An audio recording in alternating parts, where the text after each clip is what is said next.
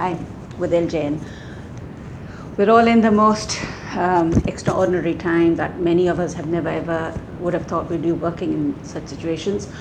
As a journalist, we're working constantly on the news. We're looking at all the different social media platforms where news is being put up there.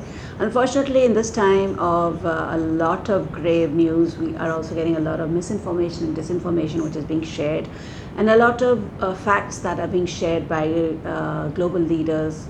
Some of them are just let's say saying things out there, and they get quoted, and it's not misinformation in that way, but it's wrong information. Okay, so what we need to do is we need to only go to the authentic sources, like the WHO would be a good place to go, or authentic places like BBC, Al Jazeera, CNN, DW, and RTE, and maybe the local channels that everybody in the country goes to get authentic news.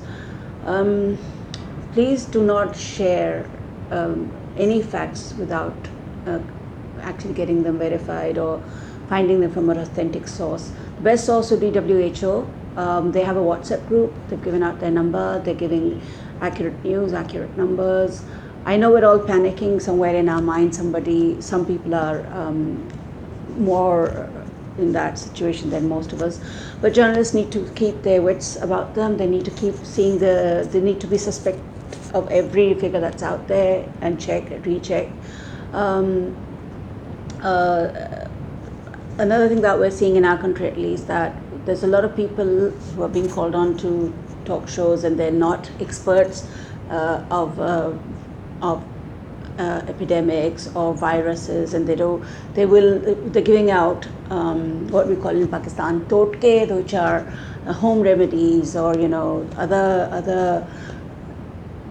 other things that are linked to their culture and linked to stories that people think will resonate with this virus.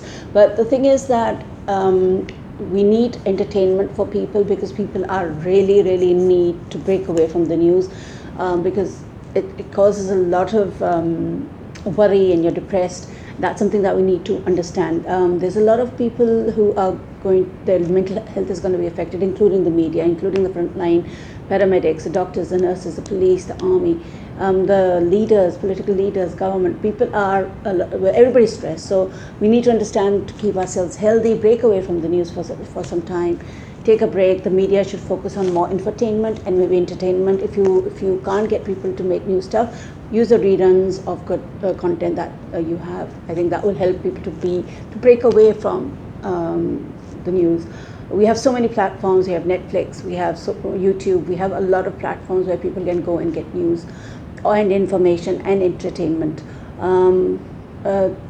If you're living with your family or your friends, or you work in an office, break away, talk to each other, do activities that are different from that can take your mind away. People are playing board games. My family's playing a lot of Ludo and Snakes and Ladders, and we're talking a lot. So you need to, I know it's very difficult, but we need to really make sure that we're keeping ourselves fresh. As a journalist, my day is spent in looking up the news, but that's my job. If it's not part of your job, take a break. We don't need an epidemic that's like panic and depression. That's something we need to understand, that this is going to affect all of us. There are a lot of people, experts, who are offering online medical and psychological help for you. Not medical, but you could talk to therapists online. You can join yoga groups. You can download apps for exercise. So yeah, we'll get through it. Be hopeful and don't panic. I think that's the best message that you can give to your family.